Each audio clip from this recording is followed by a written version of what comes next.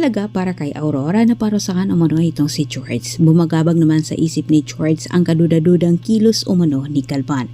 Sinabi sa isip ni George na hindi umano siya papayag na siya lang ang managot sa pagkawala sa anak ni Samantha, gayong hindi naman umano siya ang tumapos sa buhay nito.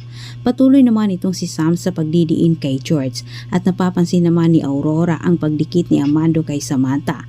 Nanggamba itong si Aurora na tuluyang bumigay itong si Amando at masabi kay Samantha ang totoong ginawa nila kay Doc Orly. Samantala sa kabilang banda, nagulat na lang ang lahat sa malaking revelasyon na isiniwalat ni Amando. Siya umano ang totoong tatay ni Paco at nang makarating naman ito ni Aurora ay galit na galit siya dito kay Amando sa kadahilan ng pinapahiya umano siya sa lahat dahil sa pagpakakalat sa koneksyon umano ni Paco at Amando. Depensa naman ni Amando nang kinumpronta ito ng maldita, panahon na umano para malaman ng lahat ang katotohanan upang sa ganitong paraan ay hindi umano siya paghinalaan na siya ang mastermind ng Palacios Key. Hinanapan si George ni Royales ngayon ng katibayan para mapatunayan umano ni George na siya'y inatake ng Palacios Key.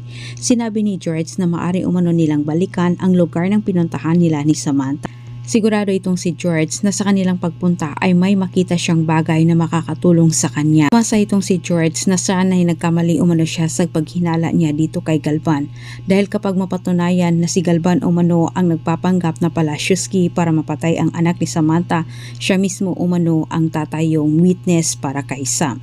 Maraming salamat sa panonood.